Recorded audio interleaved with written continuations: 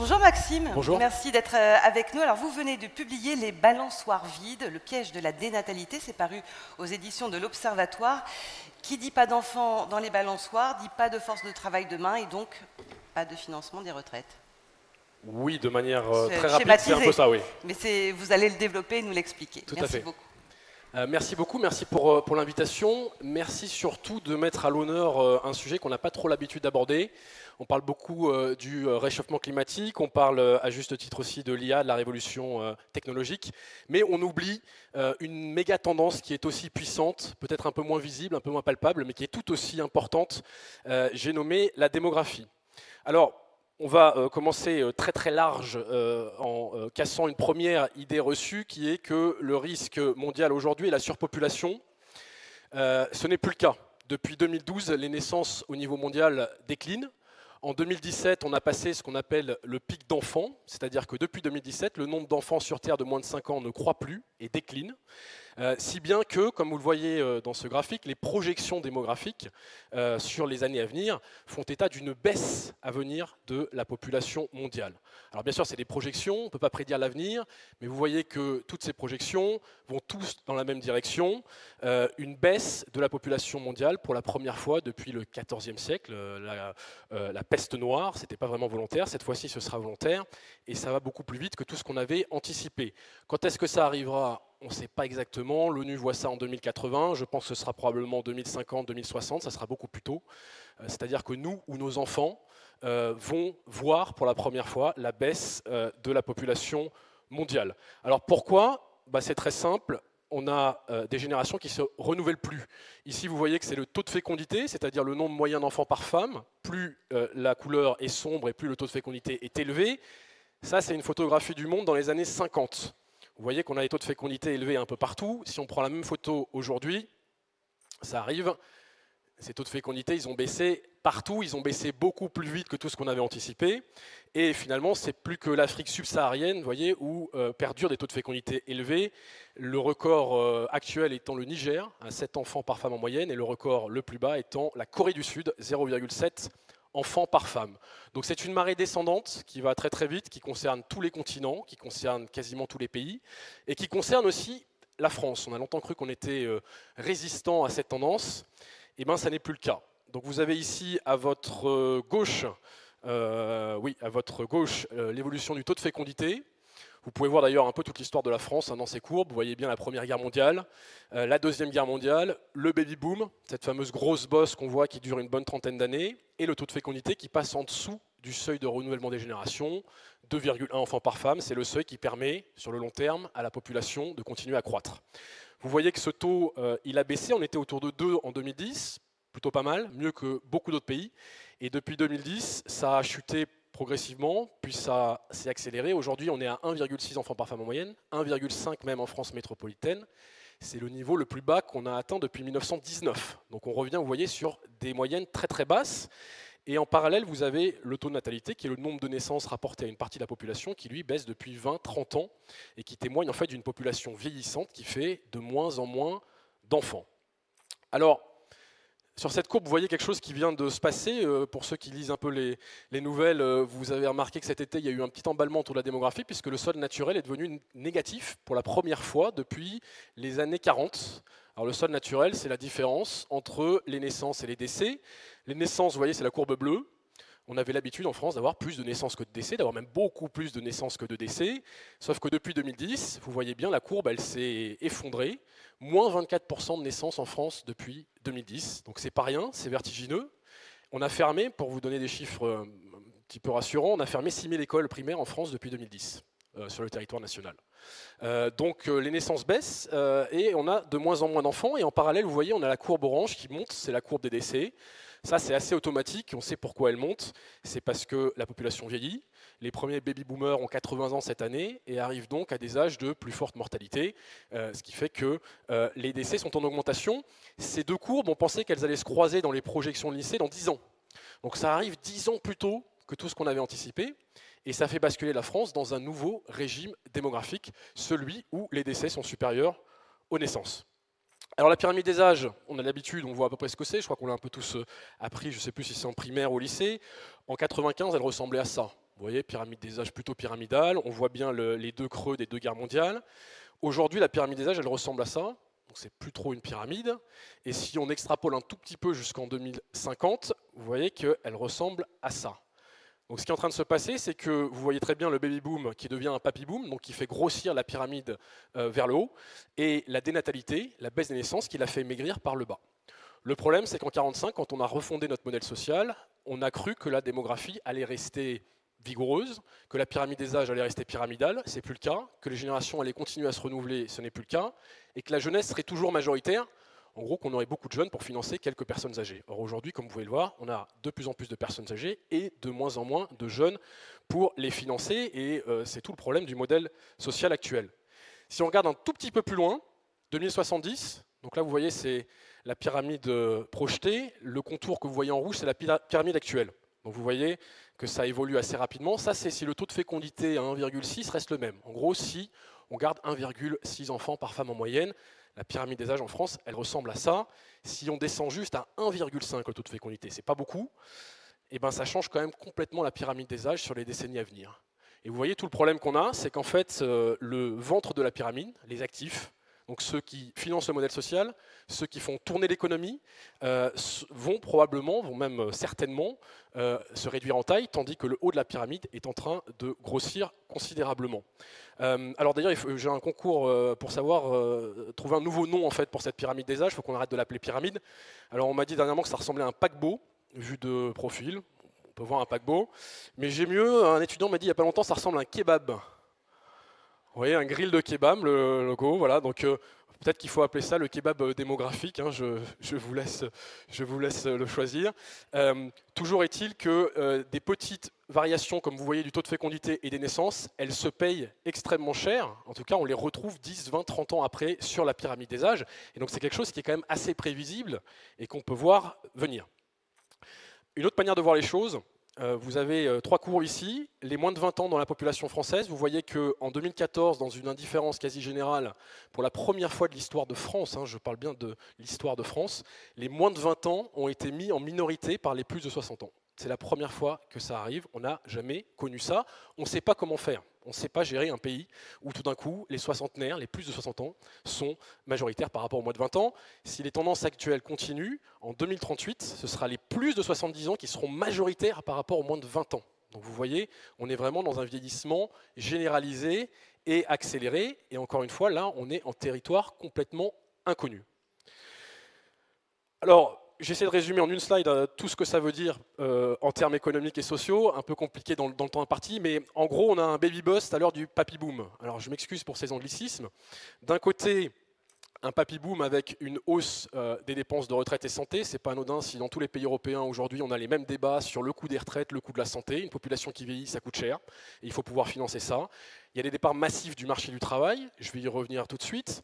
Il y a la dépendance qu'il faut financer, qu'il faut gérer, la perte d'autonomie. Comment est-ce qu'on invente une société de la longévité? Là aussi, c'est quelque chose de tout à fait nouveau pour notre pays.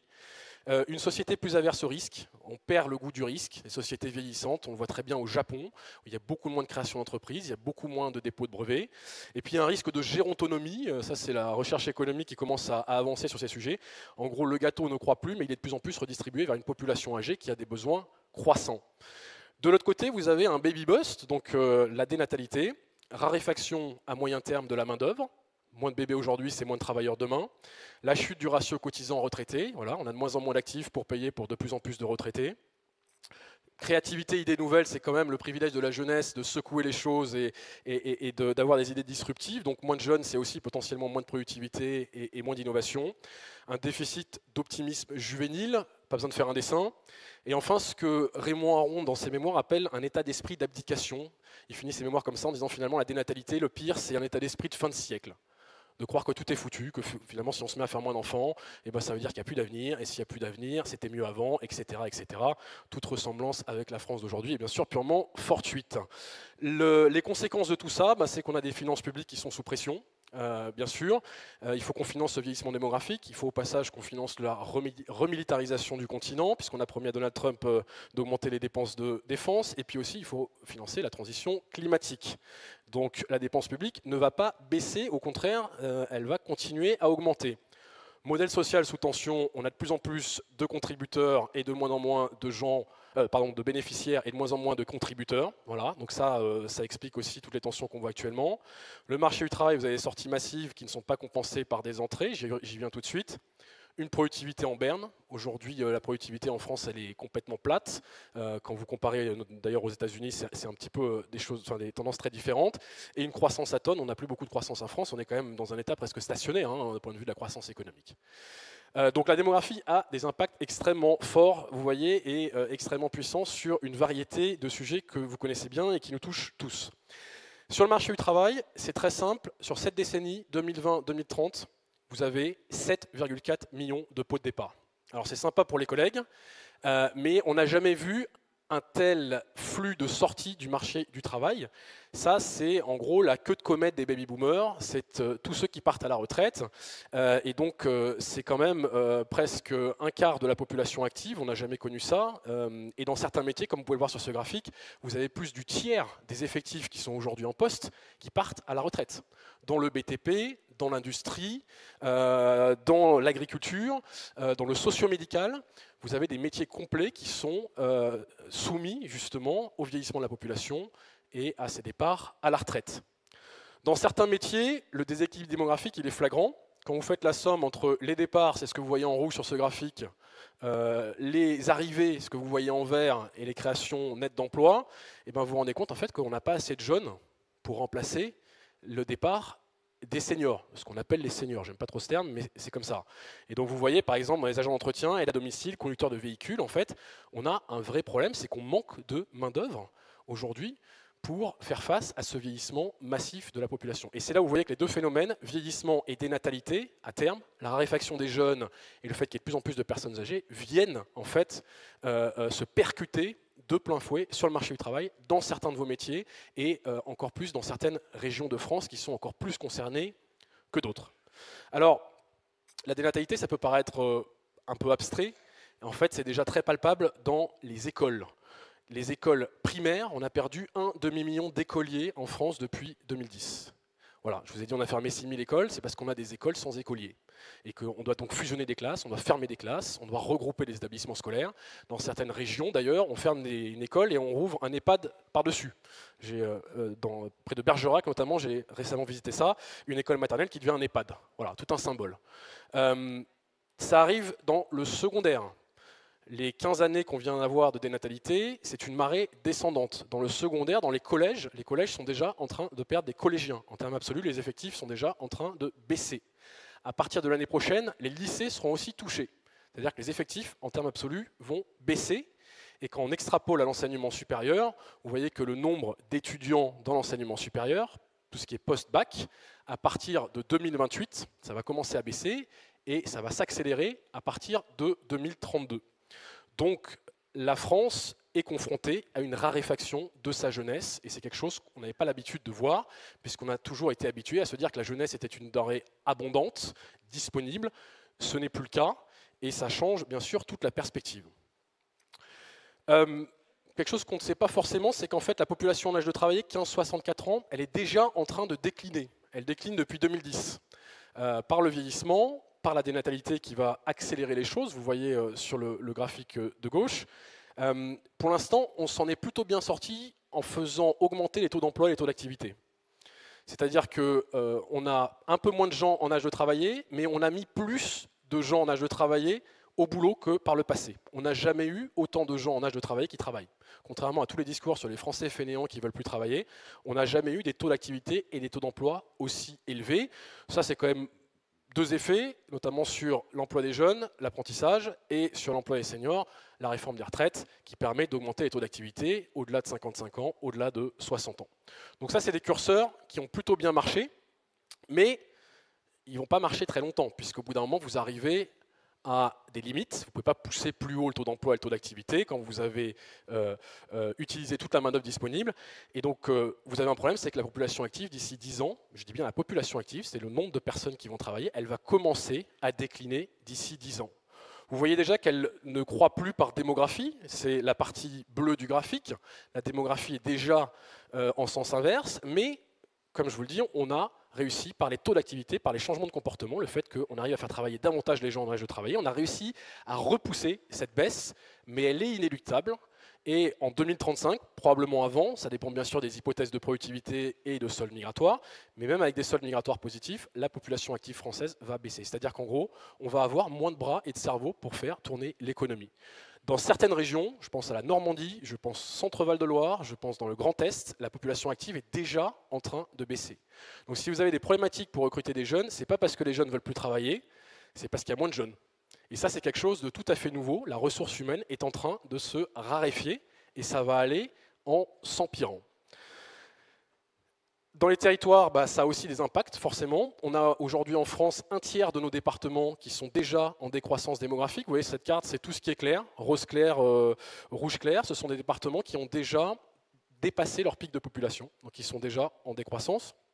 Et si on extrapole un tout petit peu, d'ici 2050, la moitié des départements français seront en décroissance démographique, et d'ici 2070, il restera plus qu'une douzaine de départements qui continueront à voir leur population augmenter.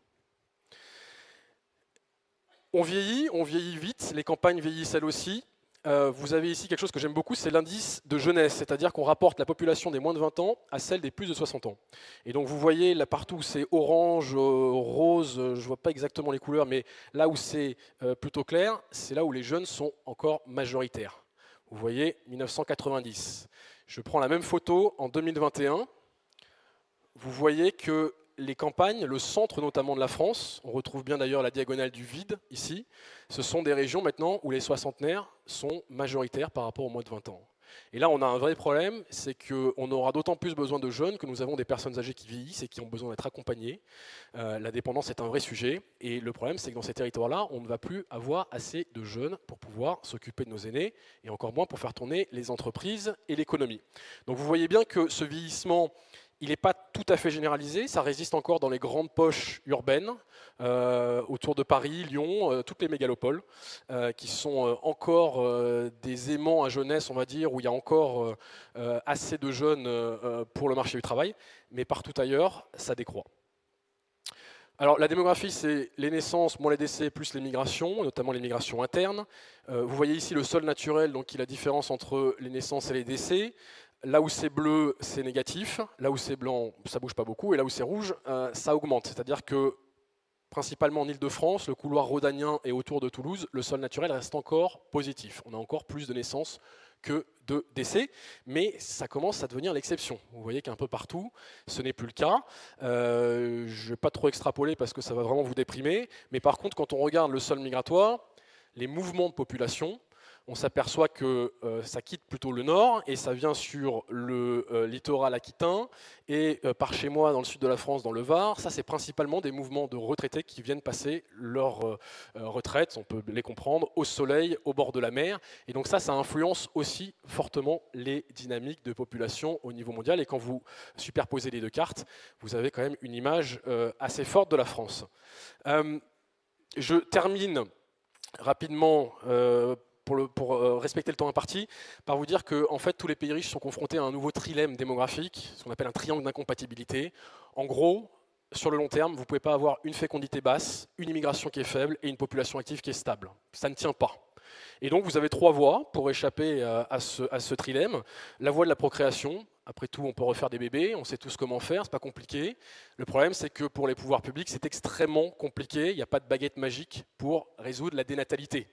La dénatalité, c'est multifactoriel et ça dépend surtout, moi je la relie à trois grosses crises. La crise du travail qui ne paye plus, vous voyez de quoi je veux parler. La crise immobilière qui frappe de plein fouet la jeunesse et qui la prive d'espace suffisant pour concrétiser son désir d'enfant quand il existe. Et la crise des modes de garde aussi, qui l'empêche de pouvoir concilier travail et la famille. Aucun pays n'a durablement réussi à relever son taux de fécondité sur le long terme. Et donc certains pays passent à la case supérieure ou prennent un raccourci et se disent il nous manque déjà des actifs pour faire tourner notre économie. Nous, ce n'est pas encore le cas, ça arrive, mais dans certains pays, je pense notamment à l'Allemagne ou à l'Italie, ils sont déjà en perte d'actifs et donc ils font appel à l'immigration. L'Allemagne le fait de manière avérée et très forte. L'Italie aussi, Giorgia Meloni vient de signer un deuxième décret où elle accueille un demi-million de travailleurs étrangers en plus que ce qu'elle a déjà accueilli. Donc en fait, ces pays-là sont, malgré les discours qu'on entend, confrontés à une réalité démographique qui les force à faire appel à l'immigration. Mais comme vous savez, l'immigration, ce n'est pas forcément une solution magique non plus. Premièrement, parce que les immigrés font aussi peu de bébés que les Français qui sont là depuis plus longtemps. Ça s'est avéré dans tous les pays. Et deuxièmement, parce que l'immigration, l'équation, elle dépasse bien sûr le cadre économique. Il y a aussi des questions d'acceptation, il y a des questions d'intégration qu'il ne faut pas évacuer non plus. Enfin, qu'est-ce que vous faites quand vous êtes un pays qui ne fait plus d'enfants et qui ne veut pas d'immigrés? C'est pour caricaturer à peine le cas du Japon. Et ben le Japon a décidé de remplacer les humains qui lui manquent par les robots. Et finalement, par la technologie, ils font le pari de la productivité, de l'IA. Le Japon manque déjà de 3 millions d'actifs pour faire tourner son économie. C'est un pays qui perd 100 habitants chaque heure qui passe. C'est le pays le plus vieillissant au monde. Et donc, eux font ce pari-là. C'est un pari qui est osé. C'est un pari qui est compliqué. C'est difficile aussi d'imaginer une économie qui tourne sans humains, et notamment je pense dans tous les services socio-médicaux. La question philosophique qui se pose au Japon, c'est est-ce qu'on est prêt à laisser nos bébés, est-ce qu'on est prêt à laisser nos grands-parents à des robots toute la journée, puisque nous manquons de main-d'œuvre. C'est des questions qui dépassent ce cadre et qui sont à un niveau un peu plus élevé que l'économie. Donc aucune de ces trois voies n'est bien sûr une solution complète, elles ont leurs avantages et leurs inconvénients, et tous les pays finalement s'aventurent sur ces tableaux-là. À des niveaux bien sûr différents. Au final, ça dépend des facteurs culturels, historiques, et au final, ça se règle surtout dans les urnes. Ce sont des choix collectifs que ces pays font. Je termine avec les conclusions, des messages que, si vous pouvez les emporter chez vous, j'aurais fait une bonne action. L'ère de la jeunesse et d'une main-d'œuvre abondante est révolue, et il faut vraiment l'avoir en tête. C'est un changement copernicien. Le problème aujourd'hui, ce n'est plus le chômage, c'est les pénuries de main-d'œuvre. Et ça demande quand même de changer d'état d'esprit. On va manquer de travailleurs avant de manquer de travail. Et ça aussi, c'est quelque chose qu'on n'avait pas trop anticipé il y a quelques années. La démographie est maintenant un vent contraire pour l'économie. On a eu l'habitude de ne pas trop se préoccuper de la démographie, de se dire que c'est quelque chose qui est en arrière-fond, une toile de fond statique. Il n'y a pas de souci. Bah si, en fait, maintenant, il va falloir tirer des bords face à un vent contraire démographique. Notre modèle social a été bâti sur les postulats démographiques que la jeunesse serait toujours majoritaire, que la pyramide d'héritage resterait pyramidale et que les générations se renouvellent. Comme je vous l'ai montré, ce n'est plus le cas. Et donc, il faut tout reconstruire. Ce n'est pas de l'idéologie, ce n'est pas de la politique, c'est la démographie. C'est une méga tendance qui est aussi puissante, vous l'aurez compris, vous avez vu les changements que ça implique sur le territoire, sur le modèle social, sur le marché du travail. Elle est aussi puissante que le réchauffement climatique et la révolution numérique. Elle reste méprisée, à mon grand regret, alors qu'elle affecte toutes les fonctions de l'entreprise, bien sûr le marketing, bien sûr la ressource humaine, jusqu'à la stratégie, et j'en passe. Je termine avec cette citation d'un démographe français, Alfred Sauvy. La démographie est revancharde. La démographie, elle avance, elle se fiche des conclaves ratés, des réformes repoussées, des postillons démagogiques.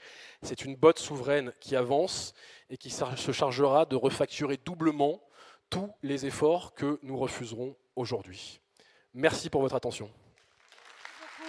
Merci beaucoup, Maxime Sbaï. Je rappelle le titre de votre ouvrage, Les balançoires vides.